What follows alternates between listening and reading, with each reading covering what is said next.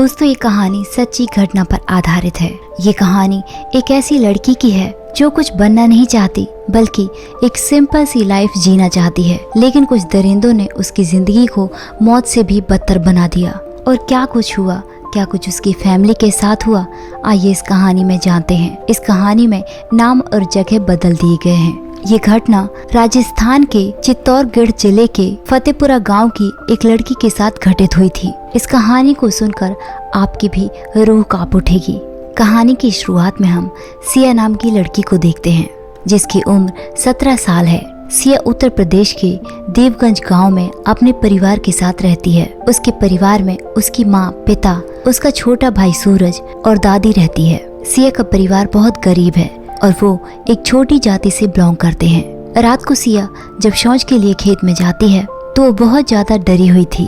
उसे पता नहीं किस बात का डर था और फिर भागते हुए अपने घर के अंदर चली जाती है। रात को वो सूरज को कहानियां सुनाती है। वो अपने छोटे भाई से सबसे ज्यादा प्यार करती है। अगली सुबह सिया की माँ उसे कहती है कि सूरज को स्कूल में छोड़कर आटा पिसवा लाना। सिया साइकिल में गेहूं लेकर सूरज को आगे बिठाकर उसे स्कूल छोड़ने के लिए चली जाती है।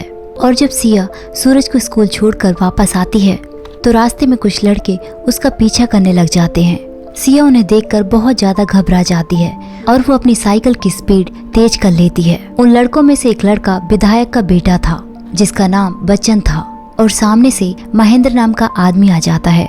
वो उन लड़कों से पूछता है कि तुम यहाँ क्या कर रहे थे।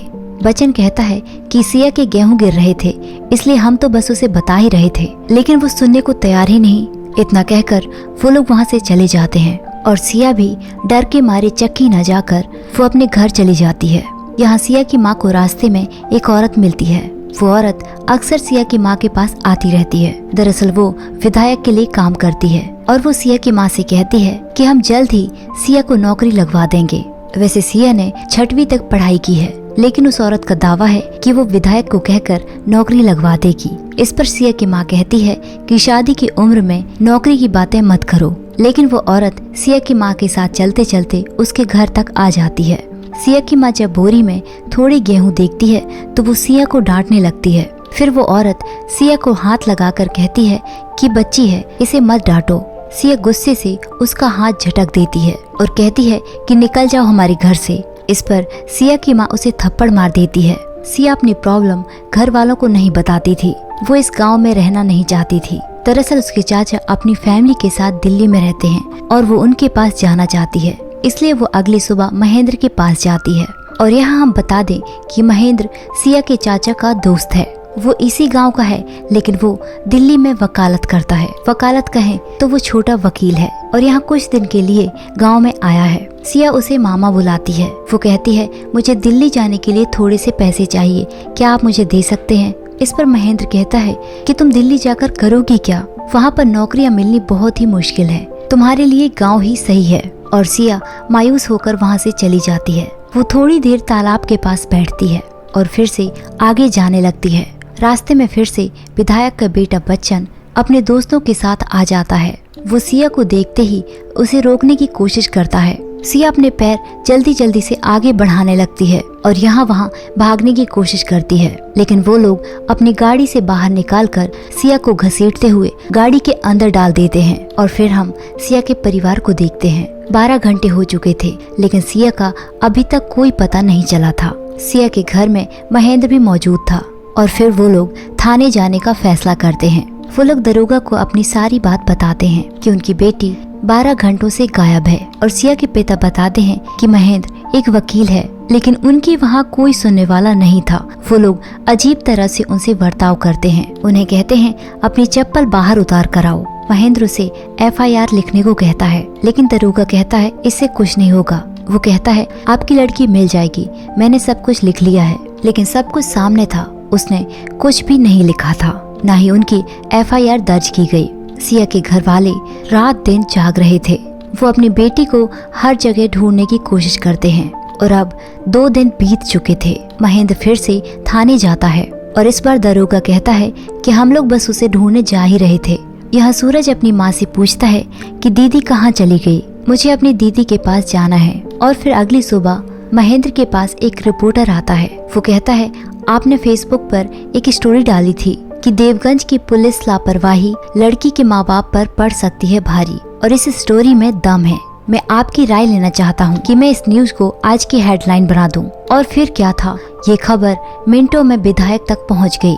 ये खबर सुनते ही विधायक भी गुस्से में आ जाता है, क्योंकि आगे इलेक्शन आने वाले थे और वो सांसद बनने की तैयारी कर रहा था, और इस खबर से देवगंज गांव की बदनामी हो सकती थी। इसलिए वो तुरंत ही पुलिस फोर्स को खबर करता है कि 24 घंटे के अंदर उस लड़की को ढूंढ के निकालो। और फिर उसी वक्त पुलिस फोर्स सिया को ढूंढने के लिए निकल जाती है। 2 घंटों के अंदर वो लोग सिया को ढूंढ लेते हैं। उसे गांव के बाहर एक पुराने घर में रखा गया था। उसे ले जाने वाले वही 4 लड़के थे। उसमें विधायक का बेटा बच्चन भी शामिल था। उन चारों लड़कों को अरेस्ट कर लिया जाता है। सिया को वहां से बहुत बुरी हालत में निकाला गया। सिया को महिला पुलिस लेकर जाती है और उसका अंगूठा लगवाती है, और फिर उसे अच्छी तरह से नहलाया धुलाया जाता है, जबकि ये सही नहीं था। उसका सबसे पहले मेडिकल करना चाहिए था, लेकिन ऐसा नहीं हुआ। नहलाने के 1 दिन बाद सिया का मेडिकल कराया गया और अब कोर्ट में सिया के स्टेटमेंट लेने का दिन आ जाता है। सिया का परिवार कोर्ट के बाहर बैठा था, लेकिन उन्हें उससे मिलने नहीं दिया जाता। अब सिया को कोर्ट के अंदर ले जाया जाता है। वहाँ जज सिया की हालत देखकर पुलिस से पूछती है कि क्या इसे आप नहलाकर लाए हैं? आपको इसे नहलाना नहीं चाहिए था, और आपने इसका मेडिकल कब कराया? पुलिस ने बताया कि जब मिली उसके 1 दिन बाद। इस पर जज कहती है कि जब लड़की मिली आपने उसी वक्त मेडिकल इसका क्यों नहीं कराया? लेकिन पुलिस को बहाने बनाने अच्छी तरह से आते थे। फिर जज सिया को पानी पिलाने को कहती है। जब पानी पीने के लिए सिया के चेहरे से दुपट्टा हटाया जाता है तो उसका चेहरा सूजा हुआ था। जज उससे कहती है कि क्या तुम आज बयान दे पाओगी? इस पर सिया कहती है हाँ। सिया बताती है कि 9 फरवरी दिल्ली जाने के लिए वो बस स्टॉप पर जा रही थी। तभी बच्चन अपने दोस्तों के साथ आ जाता है और वो सिया को घसीटते हुए गाड़ी के अंदर डाल देते हैं। वो गाड़ी के अंदर उसके साथ मारपीट करते हैं और उसके साथ जबरदस्ती करते हैं, और फिर वो बेहोश हो जाती है। जब सिया होश में आती है तो वो अपने आप को एक चैन से बंधा हुआ पाती है। उसे एक कमरे में रखा गया था। वो मदद के लिए चिल्लाने लग जाती है, लेकिन वो चारों दरिंदे उसकी आवाज सुन रहे थे। वो वहीं पर मौजूद थे। उन लोगों ने उसे 3 दिन तक कुछ भी खाने पीने को नहीं दिया। उन चारों ने शराब पीकर 6-7 दिन तक उसके साथ गलत काम किया, और वो लोग सिया के छोटे भाई सूरज को जान से मारने की धमकी देते थे। सिया उसी कमरे में टॉयलेट बाथरूम करती थी। ये सुनकर जज भी खामोश हो जाती है। सिया कहती है हम बस यही चाहते हैं कि हमें अपने माँ बाप से मिलने दिया जाए। मैं अपने छोटे भाई के पास जाना चाहती हूँ। मैं बस अपने घर जाना चाहती हूँ। सिया को उसी वक्त उसकी फैमिली के पास भेज दिया जाता है। सिया अपने माँ बाप से मिलकर फूट फूट कर रोने लग जाती है। इस तरह कुछ दिन बीतने लग जाते हैं। सिया के जो बाहरी जख्म थे वो तो ठीक हो गए थे, लेकिन जो उसके अंदर चोट पहुंची थी वो जख्म शायद कभी भी नहीं भरेंगे। वो जब भी अपने आप को शीशे में देखती तो उसे सब कुछ याद आने लग जाता था। एक दिन सिया अपने घर वालों से कहती है कि वो अपनी चाची चाचा के पास दिल्ली जाना चाहती है। वो इस गांव में नहीं रहना चाहती। और फिर अगले ही दिन उसके पिता सिया को अपने साथ लेकर दिल्ली चले जाते हैं। सिया अपने चाचा चाची के घर पहुंच जाती है। उसकी चाची उसे बहुत प्यार करती है। वो उसे नए कपड़े लाकर देती है। अब महेंद्र भी दिल्ली आ चुका था।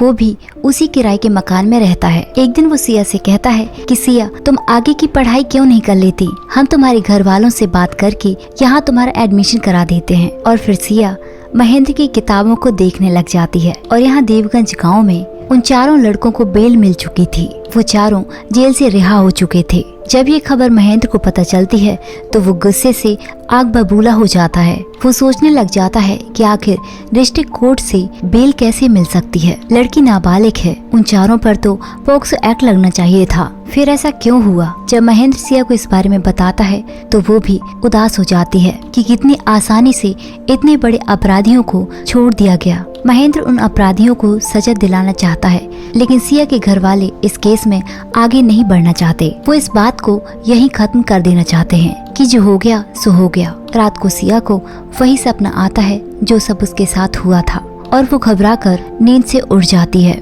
मतलब वो हादसा अब भी उसे चैन से सोने नहीं देता। अगली सुबह सिया के चाचा को विधायक का कॉल आता है। वो कहता है सिया तो मेरी बेटी जैसी है, उसके साथ जो भी हुआ मुझे बहुत बुरा लगा। लेकिन सिया को उसकी बातें सुनकर बहुत ज्यादा गुस्सा आ रहा था। वो कहता है उन लड़कों से जो हो गया सो हो गया, वो लड़के मेरे परिवार के ही हैं। ये सब बातें जाने दो और सिया की शादी के बारे में सोचो। उसकी शादी का जो भी खर्चा होगा वो मैं उठा लूंगा। इस बात को आगे बढ़ाने की जरूरत नहीं है। और हद तो तब हो गई जब विधायक ने कहा कि जिन लड़कों ने सिया के साथ गलत किया है उनमें से एक लड़का सिया से शादी करना चाहता है। हम सिया की शादी उस लड़के से करा देते हैं। ये सुनकर सिया बहुत ज्यादा घबरा जाती है कि आखिर ऐसा कैसे कोई कर सकता है। वो बहुत ज्यादा रोने लग जाती है।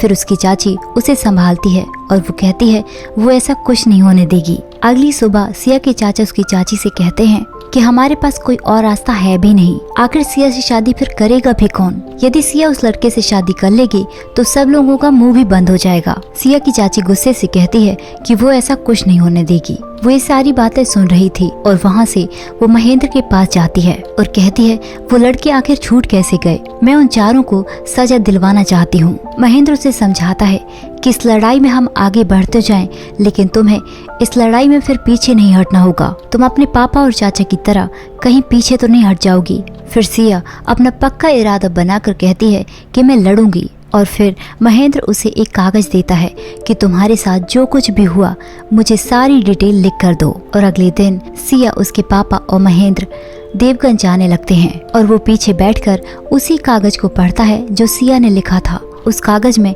पता नहीं और क्या लिखा था कि उसे पढ़कर महेंद्र के चेहरे का रंग ही उड़ गया था। और फिर वहाँ से महेंद्र और सिया कोर्ट जाते हैं और केस की सारी फॉर्मेलिटीज पूरी करते हैं। यहाँ विधायक के गुंडे सिया के घर पर आ जाते हैं और उसके पापा को पीटते हुए एक पेड़ से बांध देते हैं। उसके पापा को इतना मारा जाता है कि वो बेचारा अधमरा हो जाता है। फिर वहाँ पर कुछ पुलिस वाले आते हैं और उसे उठाकर अपने साथ ले जाते हैं और उसकी अधमरी हालत में ही उससे एक कागज में अंगूठे का प्रिंट ले लिया जाता है। और उसके बाद हमें न्यूज चैनल पर एक न्यूज दिखाई जाती है जिसमें सिया के पापा कह रहे थे कि विधायक के गुंडों ने मुझे बहुत मारा। और फिर सिया के परिवार को पुलिस वाले एक गाड़ी में बैठाकर उसके पिता से मिलवाने लेकर जाते हैं। लेकिन जब यहाँ आकर वो देखते हैं तो उन्हें किसी और जगह में ही ले जाया गया था। वहाँ पर एक चिता जल रही थी और वो चिता किसी और की नहीं बल्कि सिया के पिता की थी। ये देखकर उसका सारा परिवार फूट फूट कर रोने लग जाता है। वो अपने पिता से मिलने आई थी लेकिन उन्हें कुछ नहीं पता कि उसके पिता के साथ क्या किया गया। या तो उसे जिंदा जला दिया गया या फिर उसे मारकर जला दिया गया। महेंद्र वहीं पर वीडियो बनाने लग जाता है कि अवैध तरीके से बॉडी को जला दिया गया और पूरे परिवार को टॉर्चर किया जा रहा है।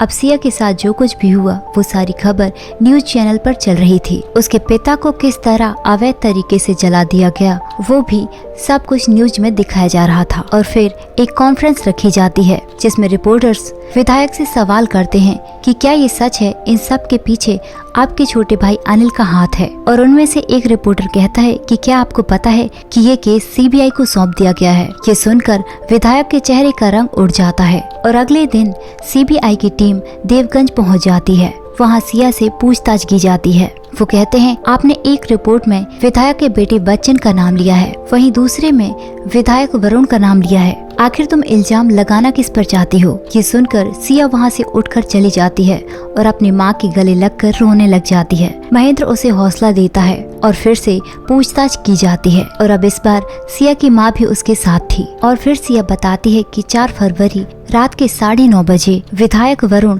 सिया को नौकरी के बहाने अपने घर बुलाते हैं और उसे वही औरत लेकर आती है जो विधायक के साथ काम करती थी। सिया को इस बात की जरा सी भी भनक नहीं थी। उसे लगा था कि विधायक कोई नौकरी के बारे में उसे बताएगा और वो उसके साथ चली जाती है। विधायक अपने कमरे में ले जाकर सिया के साथ गलत काम करता है। ये उसी वक्त की घटना है जब सिया ने उस औरत से चिल्लाकर बात की थी। मतलब ये घटना तब घट चुकी थी और सिया ने अपने परिवार को इस बारे में नहीं बताया था और तब से सिया खामोश रहने लगी थी। उसे हर वक्त किसी न किसी का डर लगा रहता था। और फिर उन लड़कों के बारे में भी सिया बताती है जो कुछ भी उसके साथ हुआ। वो बताती है कि जब महिला पुलिस मुझे अपने साथ लेकर आई तो वो मुझे कहती है कि ये विधायक के बेटे का मामला है, इसलिए यही अच्छा होगा कि तुम लोग इस बात को दबा दो, नहीं तो तुम्हारे साथ क्या होगा ये तुम्हें नहीं पता और तुम्हारे परिवार को क्या क्या मुसीबत उठानी पड़ेगी ये तो तुम सोच भी नहीं सकती, इसलिए सोच समझकर कदम उठाना। लेकिन बात तो ये थी कि कोर्ट में सिया ने सब कुछ खुलकर बता दिया था और वो उन चारों को सजा दिलवाना चाहती थी, इसलिए उन लोगों ने उसके पिता को मरवा दिया। सीबीआई भी उसकी कहानी सुनकर हैरान थे और फिर वो महेंद्र से बात करते हैं। वो उससे कहते हैं कि जब तुम एफआईआर दर्ज कराने गए थे तो तुम्हें रिपोर्ट अच्छे से करानी चाहिए थी। तुम तो एक लॉयर हो, तुम्हें इस बात का ध्यान रखना चाहिए था। महेंद्र कहता है कि यहाँ बड़े बड़े नेताओं की सुनी जाती है। मैंने बहुत कोशिश की लेकिन उन लोगों ने एफआईआर दर्ज नहीं की। अब सिया के चाचा और महेंद्र तालाब में उसके पिता की अस्थियां बहा रहे थे, तभी उन पर कोई फायरिंग करने लग जाता है। महेंद्र बड़ी ही मुश्किल से उसके भाई सूरज और सिया की जान बचाता है और जब सब कुछ शांत हो जाता है तो वो लोग जान बचाते हुए अपने घर वापस आ जाते हैं। अब विधायक के बेटे बच्चन को फिर से गिरफ्तार कर लिया जाता है। रात में महेंद्र को विधायक का कॉल आता है। वो उसे धमकी देता है कि जो हाल सिया के पिता का हुआ वही हाल तेरा भी होगा। अगले दिन विधायक के आदमी सिया के चाचा को पकड़कर ले जाते हैं और महेंद्र सीबीआई के पास जाकर उसे विधायक की कॉल रिकॉर्डिंग सुनाता है, जिसमें विधायक महेंद्र के पूरे परिवार को और सिया के पूरे परिवार को मारने की धमकी दे रहा था। इसलिए विधायक को पूछताछ करने के लिए थाने पर बुलाया जाता है, लेकिन वहाँ विधायक के बहुत सारे समर्थक आ जाते हैं और वो वहाँ पर हंगामा करने लग जाते हैं। सीबीआई विधायक से कहते हैं कि हमारे पास 14 दिन के अंदर तुम्हें अपनी कस्टडी में रखने का ऑर्डर है। और फिर विधायक का लॉयर अकेला ही थाने से बाहर जाता है, लेकिन इसका अंजाम भी अब बहुत ज्यादा बुरा होने वाला था और पार्टी के लोग महेंद्र के घर पर आग लगा देते हैं। अपने घर को इस तरह जलते हुए देखकर महेंद्र रोने लग जाता है, लेकिन महेंद्र अब भी हिम्मत हारने वाला नहीं था। वो सिया के साथ अब भी खड़ा था और फिर सीबीआई के सामने सारा सीन क्रिएट किया जाता है, जिस जगह पर सिया के साथ ही सब कुछ हुआ था। वो उन्हें सब कुछ बताती है कि किस जगह पर उसके साथ क्या कुछ हुआ था, उसे किस तरह यहाँ लाया गया और उसके साथ किस तरह हैवानियत की हद पार की गई। वो विधायक के कमरे में भी जाकर वो सब कुछ बताती है और अब सब कुछ सीबीआई को पता चल चुका था। फॉरेंसिक रिपोर्ट के दौरान उन्हें एक एक चीज पता चल चुकी थी। अगले दिन कोर्ट की सुनवाई का दिन था। सिया के पूरे परिवार को कोर्ट में जाना था। सब लोग बहुत ज्यादा डरे हुए थे, फिर भी हिम्मत करके वो लोग कोर्ट में जाने लगते हैं। महेंद्र ने किसी की गाड़ी किराए पर ली हुई थी। सिया की चाची कहती है, हमें बहुत ज्यादा डर लग रहा है, कहीं ये सिया के चाचा को भी न मार दे। महेंद्र उन सबको हिम्मत देता है। सिया कहती है, ऐसा न्याय पाने का क्या मतलब है जब न्याय पाने के लिए कोई जिंदा ही नहीं बचेगा। और फिर अचानक एक ट्रक उनकी गाड़ी को बहुत जोरदार टक्कर मारता है। रात को पुलिस एक्सीडेंट वाली जगह पर पहुंच जाती है और उन्हें गाड़ी के अंदर दिखाई देता है कि अंदर कोई एक इंसान जिंदा है और वो कोई और नहीं, सिया थी। महेंद्र, सिया की चाची और उसकी मम्मी की मौत हो चुकी है और फिर हमें न्यूज चैनल पर दिखाया जाता है कि कई दिन बीत चुके हैं। सिया अब भी कोमा में है। सिया की हालत बहुत ही ज्यादा नाजुक है। उसका छोटा भाई सूरज सिया के पास बैठा था और लास्ट में हमें दिखाया जाता है कि सिया के पैर का अंगूठा हिल रहा था। दोस्तों, हम रावण के पुतले को हर साल जलाते हैं, लेकिन हम उन हजारों रावणों को कब जलाएंगे जो हमारे साथ हमारे समाज में रहते हैं। जिस रावण को एक माँ बेटा कहती है, एक बहन उसे भाई बुलाती है, हम उन्हें कब पहचानेंगे। लेकिन वो दरिंदा कभी किसी का बेटा या भाई नहीं हो सकता।